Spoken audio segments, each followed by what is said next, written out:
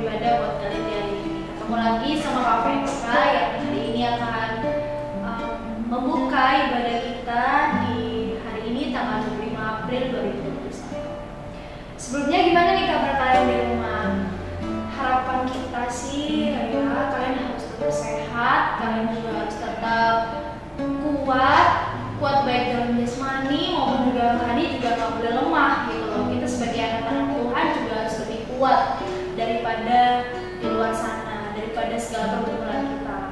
Oke, sebelum kita akan memulai ibadah kita di hari ini, kalian sekarang membuka dengan doa. Mari kita satu dalam doa.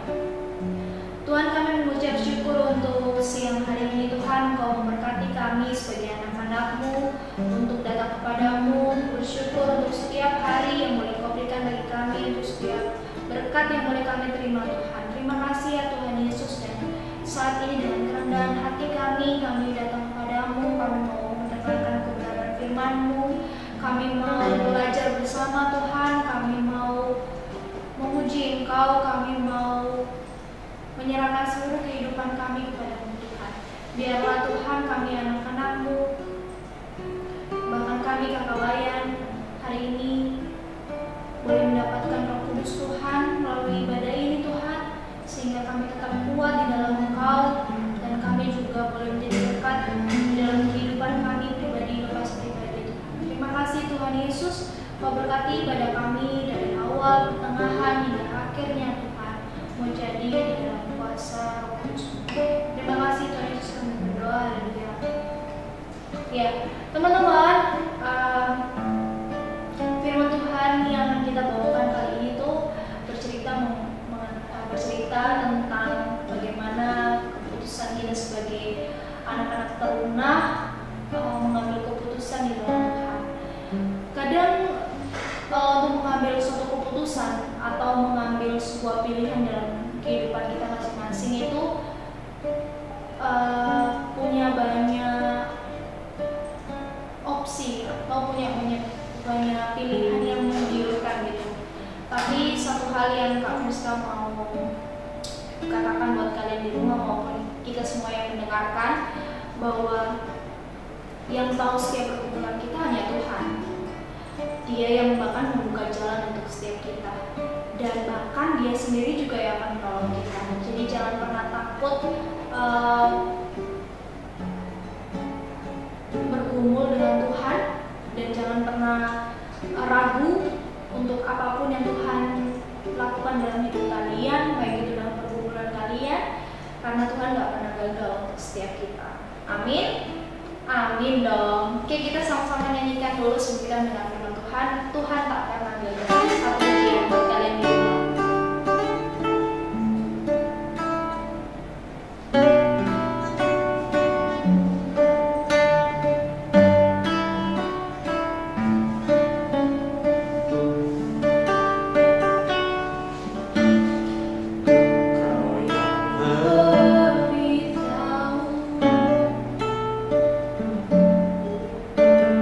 Cara untuk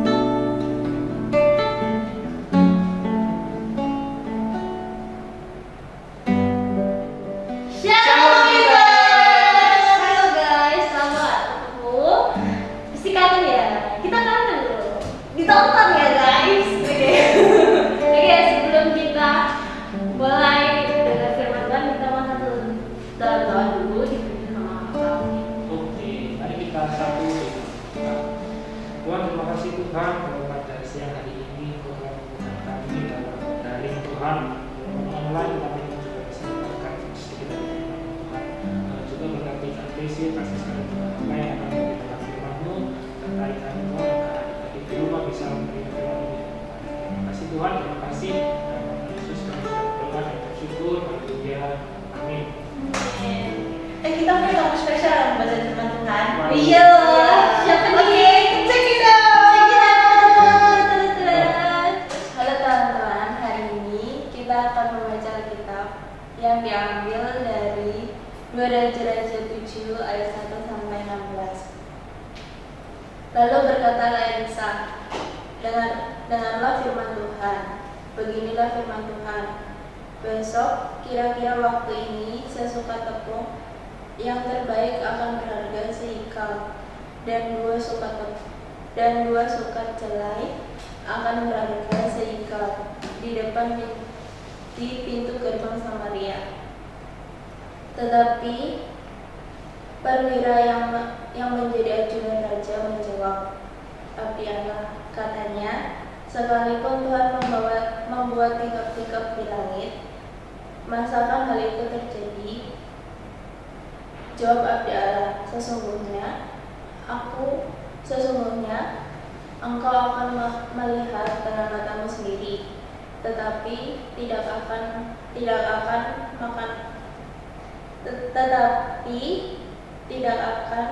makan apa-apa daripadanya." 4 orang yang sakit kusta ada di depan pintu gerbang. Berkatalah yang seorang kepada yang lain, "Mengapakah kita duduk di sini sampai mati? Jika kita berkata, baiklah kita masuk ke kota, padahal di kota ada kelaparan, kita akan mati di sana. Dan jika kita tinggal di sini, kita akan mati juga. Jadi, marilah kita menyeberang ke perkemahan tentara Aram. Jika mereka membiarkan kita hidup, kita akan hidup. Dan jika mereka mematikan kita akan mati." Lalu pada waktu senja, bangkitlah mereka masuk ke tempat perkemahan orang Aram.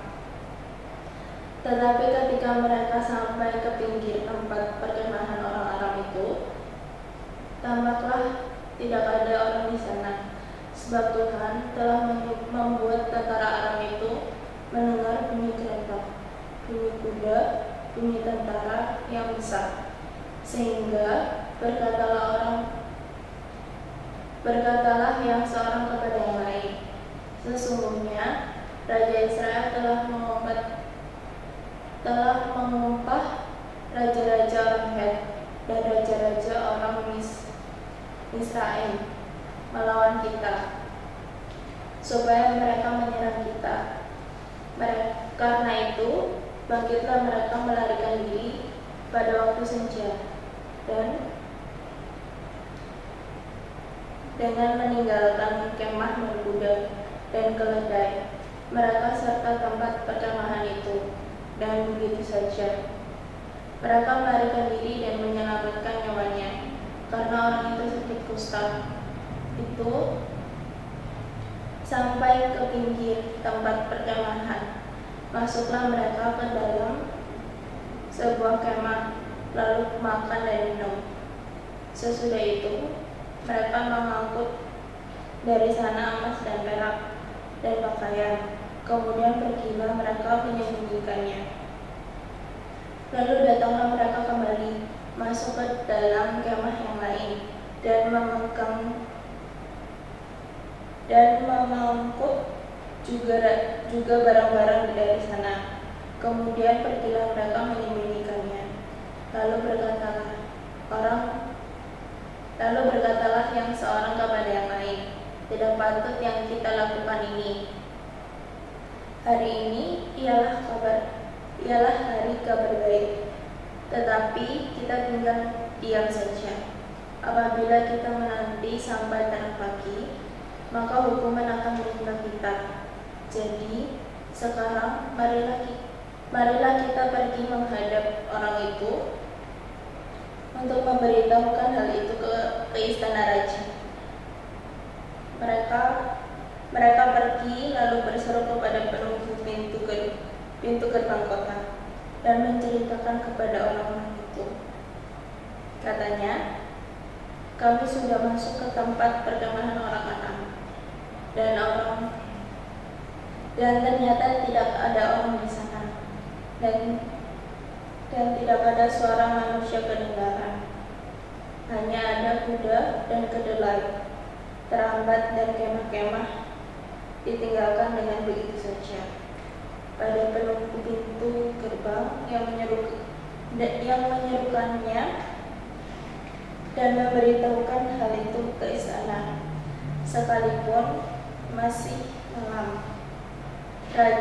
Raja bangun juga dan berkata kepada para pegawainya, "Baiklah, kuterangkan kepadamu apa maksud orang Arab itu terhadap kita.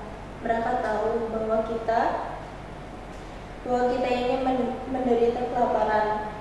Sebab itu mereka akan keluar dari tempat perkemahan untuk menyembunyikan diri di padang sambil berpikir, apabila orang Israel keluar dari dalam kota ini, kita akan menangkap mereka hidup-hidup. Kemudian kita akan masuk ke dalam kota." Lalu salah seorang pegawai menjawab, "Baiklah, kita ambil 5 ekor dari kuda yang masih tinggal di dalam kota itu. Tentulah keadaannya seperti seluruh khalayak ramai Israel yang sudah habis mati itu. Biarlah kita suruh saja orang pergi, supaya kita lihat.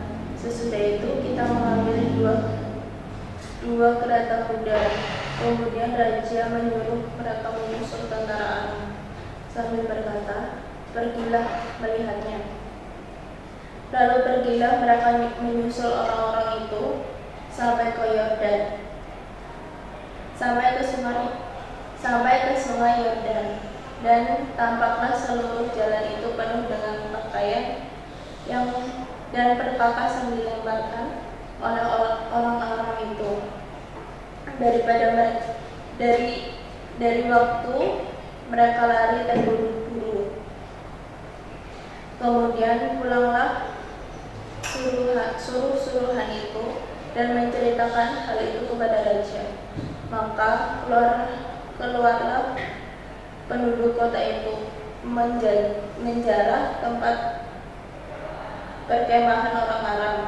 Karena itu sesuka tepung yang terbaik berharga seikal, dan dua sukat jelai berharga seikal sesuai dengan firman Tuhan.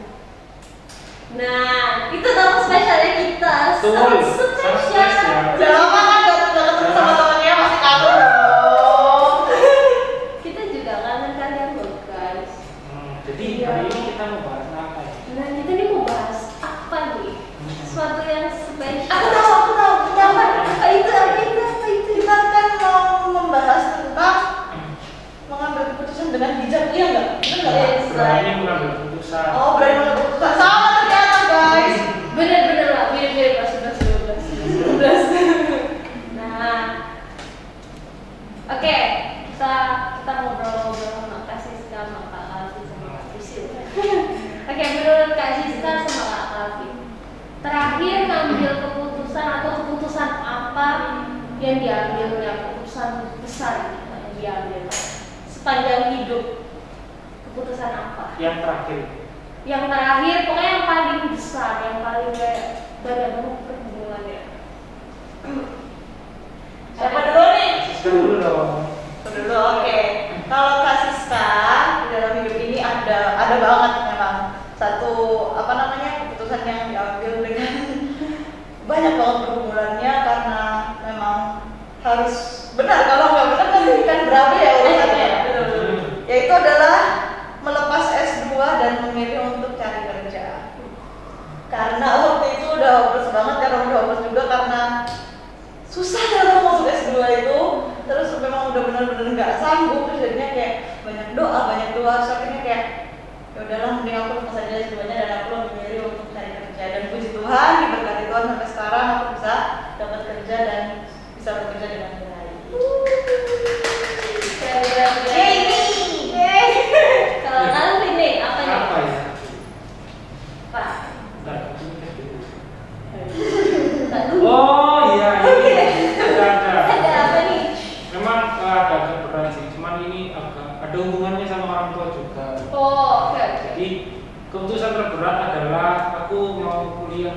kerja.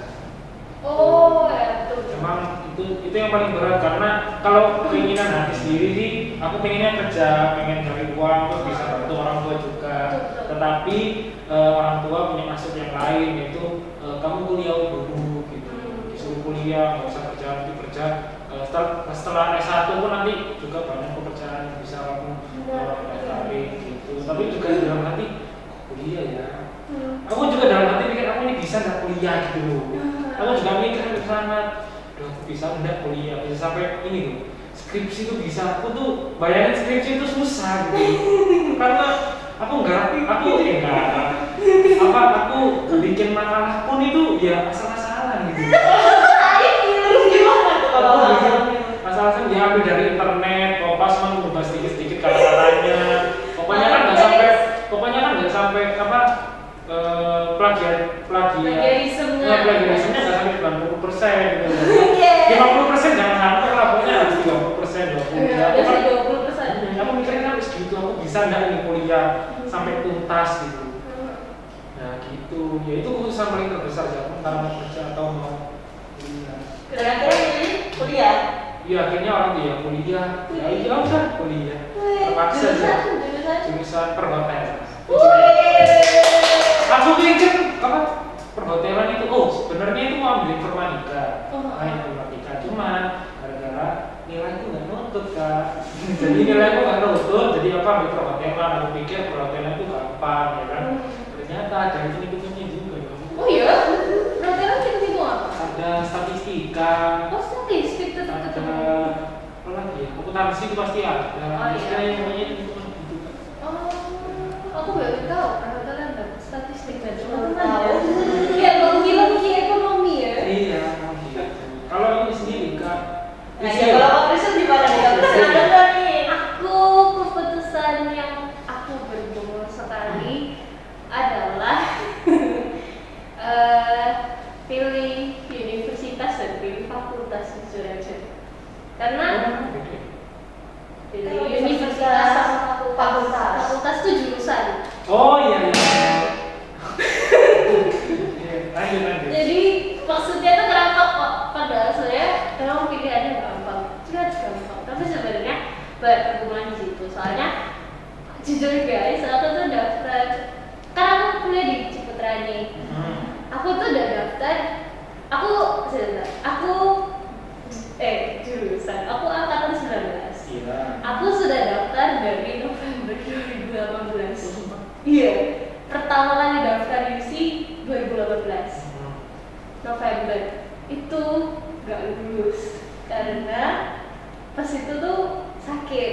Jadi kayak kan itu batuk pilek gitu. Jadi kayak pas ngerjain soal tuh gak fokus ya. Iya, fokus dan amburadul gitu loh istilahnya. Terus aku tuh udah give up gitu. Aku kayak aduh aku gak bisa gitu, udah kayak gitu, udah negatif thinking duluan. Terus akhirnya sama aku coba lagi lah, kamu kan di situ. Soalnya kan memang aku juga pengen bisnis kayak gitu loh. Karena aku ngeliat bisnis itu prospek kedepannya besar gitu. Iya. Nah, akhirnya aku tes kedua kali itu akhirnya puji Tuhan lulus.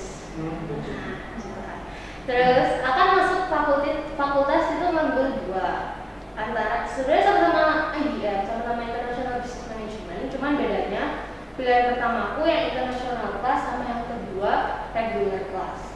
Nah, aku ngambil international class ini dia harus ada TOEFL minimal 500.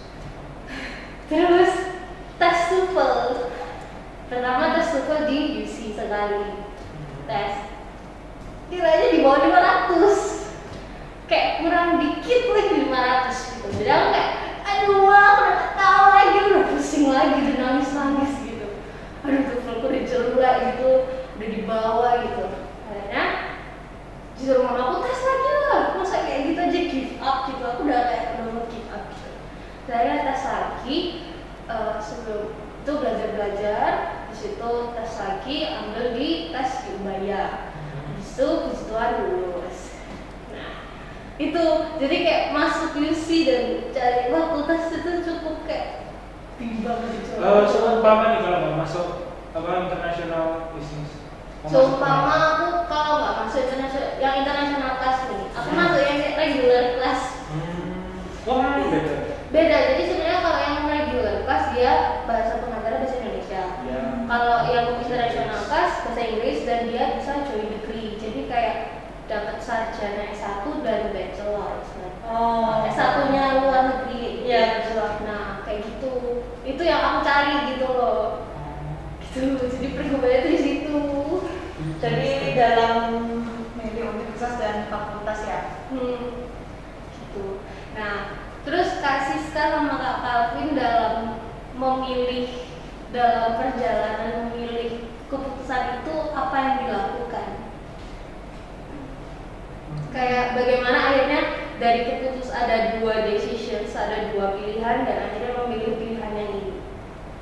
Apa yang prosesnya yang dijalani gitu? Apa ya? Apa nih? Kata Calvin. Prosesnya. Kan kamu tadi dikasih pilihan kan kamu bingung mau kuliah atau Kerja. kerja. Kenapa kok akhirnya kekeh kerja? Kekeh kuliah. Ya, Kekeh kuliah. Sorry. yang pertama itu adalah keinginan orang tua. Oh, keinginan orang tua.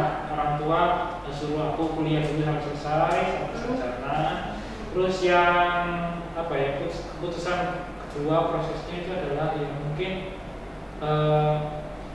kalau aku dari perhotelan ini aku bisa dapat banyak teman, banyak koneksi juga. Betul. Apa ya, kan dunia perhotelan ini kan berhubungan dengan apa ya, istilahnya pariwisata dan macam-macam lain halnya. Jadi koneksi bisa banyak dan itu pun yang dibutuhin saat ini adalah yang penting koneksi dulu, koneksi banyak. Sama yang terakhir kalau misalnya tidak dapat koneksi tidak dapat koneksi, ada koneksi dan yang terpenting adalah orang dalam. Itu benar sekali orang dalam. Iya, kan kalau kita dapat orang dalam itu kan juga dari koneksi kita. Iya, betul.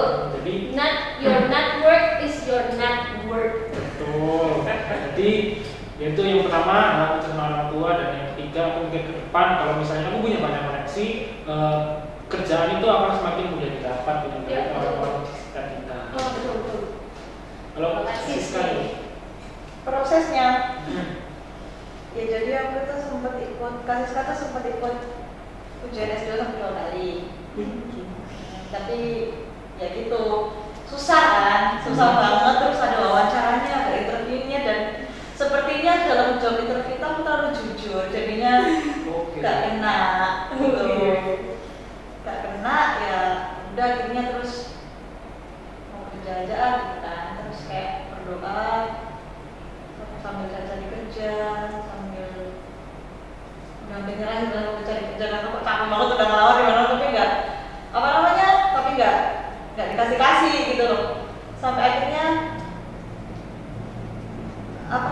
ya pokoknya berdoa terus sampai benar-benar wis kayak sampai tiada saat berdoa gitu, jadi kayak benar-benar sampai ngobrol juga sama Tuhan, sampai nanya Tuhan kenapa sih kok susah banget aku ini dapat kerja, kenapa kok kok kayaknya aku tuh kayak nggak punya kemampuan untuk bisa dapat kerja yang baik gitu, pokoknya sampai gigit, sampai curhatan sama papa, sampai curhatan sama papa sih seringnya. Terus papa tuh bilang udahlah, Tuhan pasti akan berikan kamu yang terbaik, terus gak usah dipikir. Terus juga ada yang ngomong sama aku kalau misalnya kamu sudah menjalankan hubungan sama Tuhan jangan menghargai.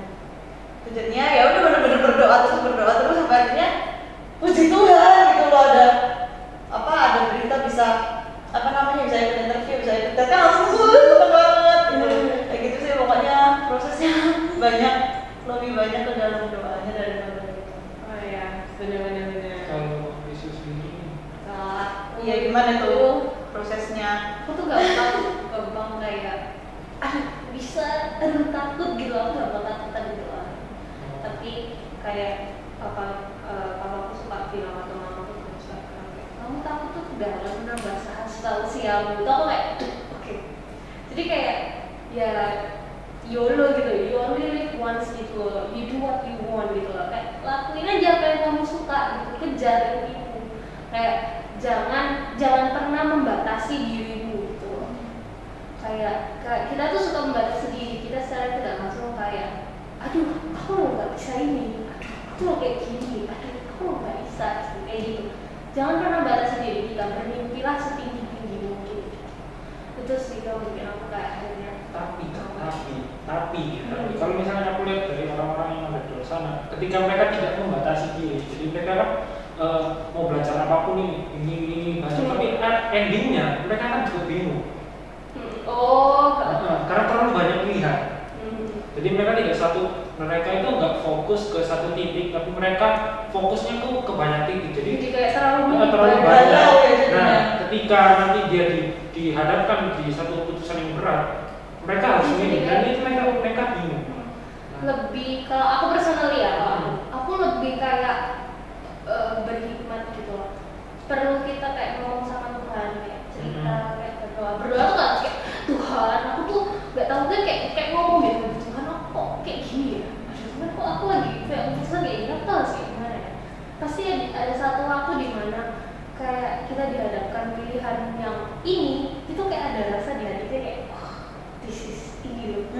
Ya kan pasti ada kayak, misalnya kita disuruh pilih antara A atau B, aduh kayaknya yang B gitu, hatiku mengatakan B, kayak hatiku kayak B gitu, kayak gitu. Ada momen-momen kayak gitu.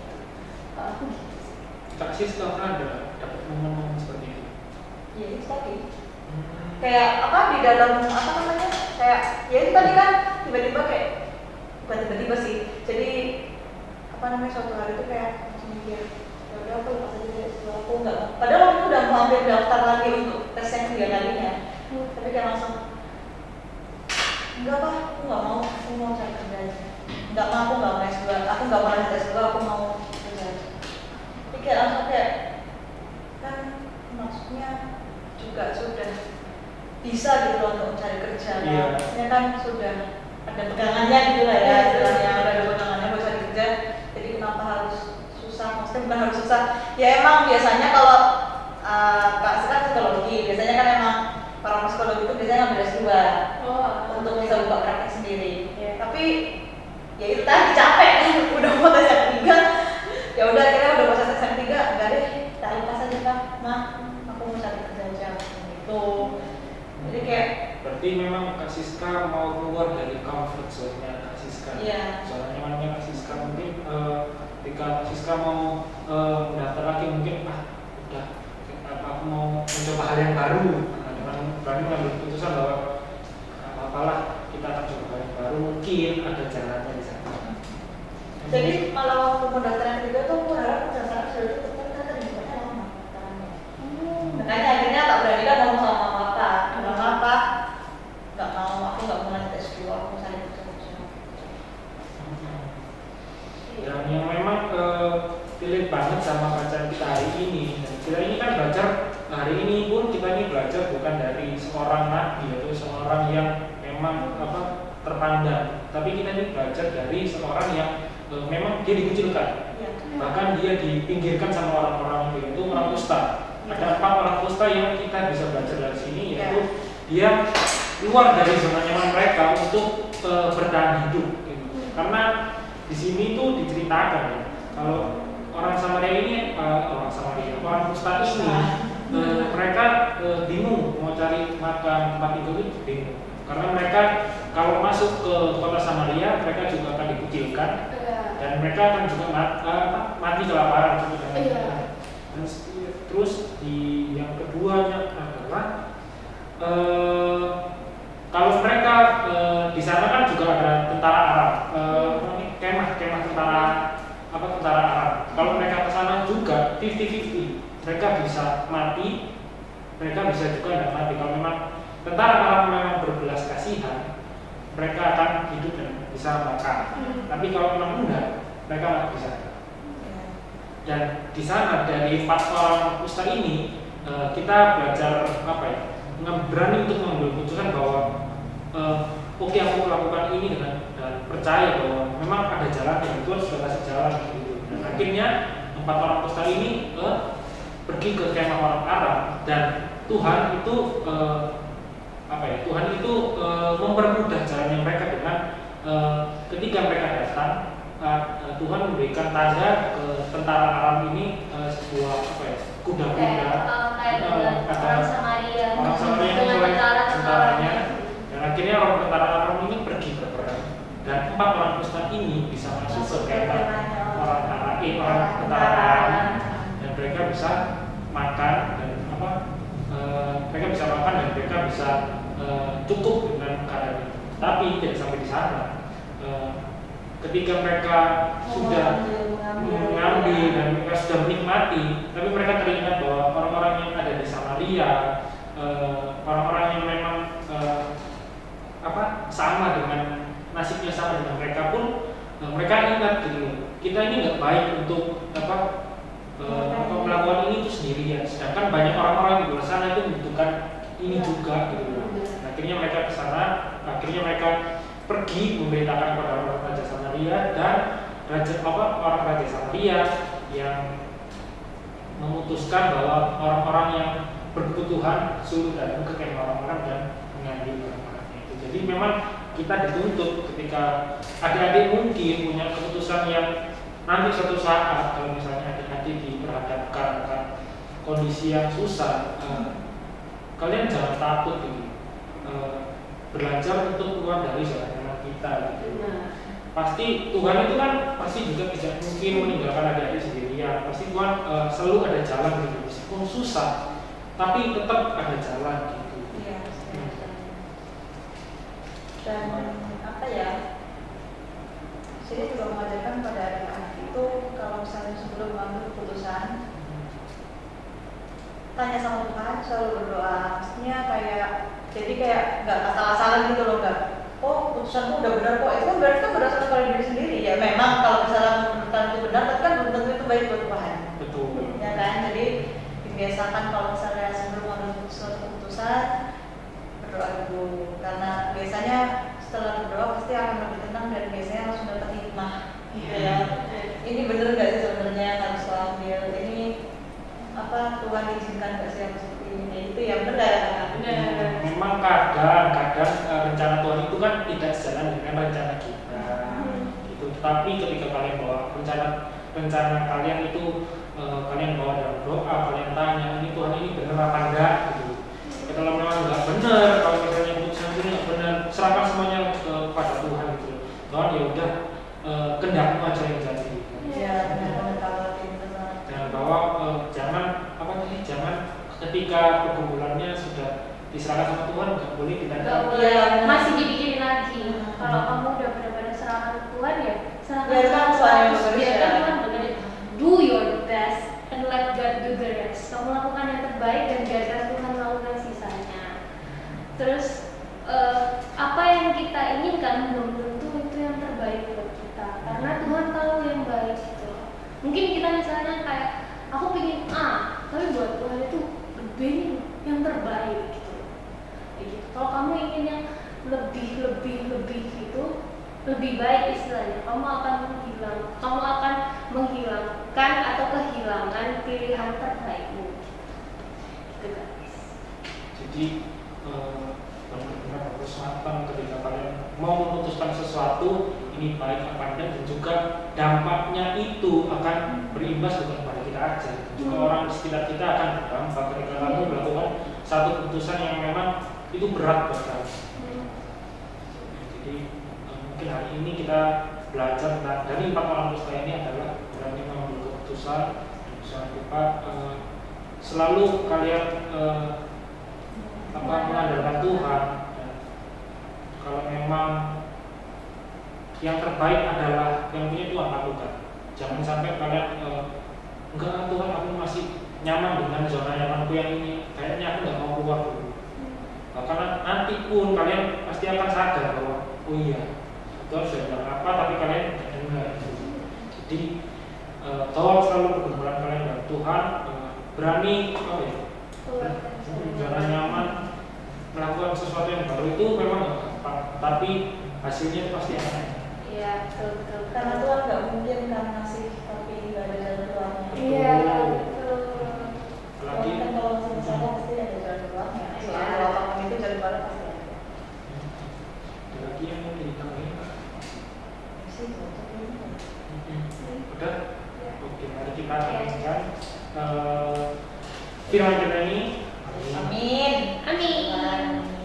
Oke, sebelum dikembalikan ke Kakak Ska dan Kak Paulus, mari kita berdoa cepat. Mari kita sedang berdoa. Tuhan Yesus, terima kasih Tuhan karena Engkau memberkati kami semua juga saat ini ya Tuhan. Terima kasih karena kami sudah boleh menyenangkan sebagai dari firman-Mu ya Tuhan. Kiranya Engkau memberkati kami dan juga adik-adik yang berada di rumah ya Tuhan, agar dalam pengertian dengan baik ya Tuhan, dan dapat menjadi dan dapat mereka aplikasikan di dalam kehidupan mereka sehari-hari ya Tuhan. Ya Tuhan Yesus, sekarang kami mau berdoa untuk gereja kami ya Tuhan, gereja GBI Menata ini ya Tuhan. Kiranya Engkau selalu memberkati ya Tuhan, agar kiranya gereja ini dapat menjadi berkat bagi banyak orang di sekitar kami ya Tuhan, dan dapat terus maju ya Tuhan. Terima kasih ya Tuhan, kami juga berdoa untuk adik-adik kami ya Tuhan yang berada di rumah saat ini masih pandemi ya Tuhan, yang sekarang juga masih belajar melalui online ya Tuhan. Kiranya memberkati meskipun dengan online ya Tuhan, adik-adik kami tetap giat belajar ya Tuhan, tetap dapat belajar dengan baik dan mengerti dengan apa yang diajarkan oleh guru mereka ya Tuhan, dan tidak malas-malasan saat belajar online ya Tuhan. Dan kiranya Engkau tetap memberkati adik-adik kami dapat tetap serius belajar ya Tuhan, dan dapat mengerjakan tugas-tugas mereka dengan baik ya Tuhan. Terima kasih ya Tuhan Yesus. Kami juga berdoa untuk para orang tua dari adik-adik kami ya Tuhan, agar kiranya dapat membimbing adik-adik kami dengan baik ya Tuhan, dan dapat selalu berikan mereka kesehatan ya Tuhan, agar tetap dapat mengajarkan, menjaga, dan mendidik dengan baik adik-adik PT di rumah ya Tuhan. Terima kasih ya Tuhan Yesus. Kami juga berdoa untuk kami sebagai kakak, pengurus, dan pelayan bagi adik-adik kami ya Tuhan. Kiranya Kau berikan hikmat bagi kami ya Tuhan, agar kami tetap bisa menuntun adik-adik kami ini ya Tuhan tetap pada jalannya ya Tuhan, dan tidak menyimpang ya Tuhan, agar juga mereka dapat berkembang menjadi tumbuh dan berkembang menjadi remaja Kristen yang baik ya Tuhan, dan yang tetap patuh pada perintah-Mu ya Tuhan. Terima kasih ya Tuhan. Kami juga berdoa untuk pandemi yang saat ini masih ada ya Tuhan. Kiranya Kau berkati ya Tuhan setiap kami, setiap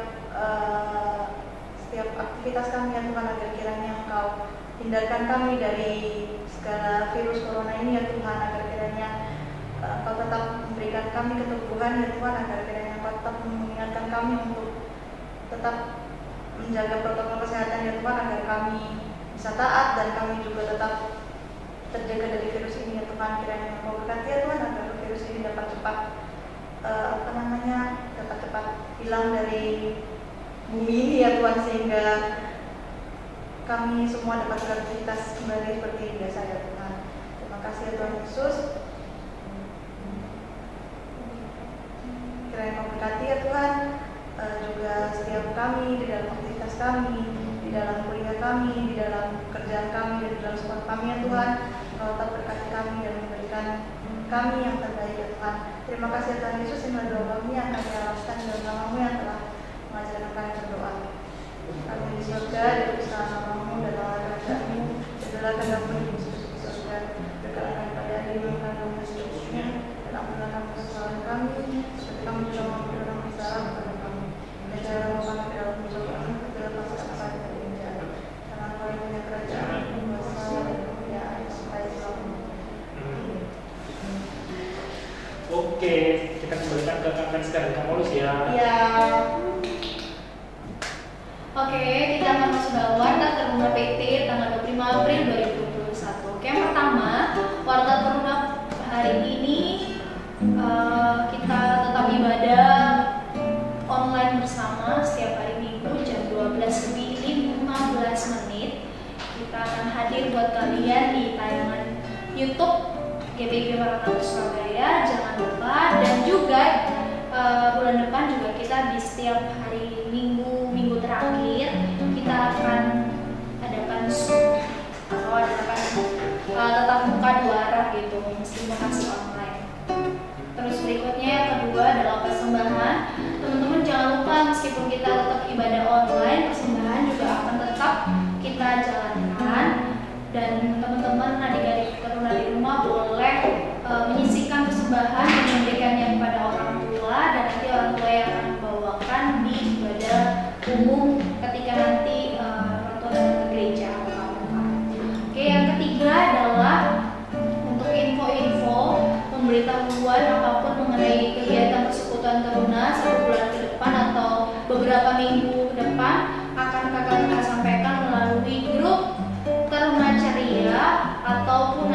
DC oleh kakak-kakaknya. Jangan lupa dibales ya, jangan di-read aja gitu. Oke. Dan yang keempat adalah jangan lupa untuk tetap saat teduh dan berdoa pribadi bersama Tuhan Yesus di rumah, karena itu penting banget dan kunci dari semuanya. Jangan sampai kalian males-malesan gitu. Sekarang waktunya kan sudah lebih panjang di rumah nih, udah lebih banyak waktu di rumah.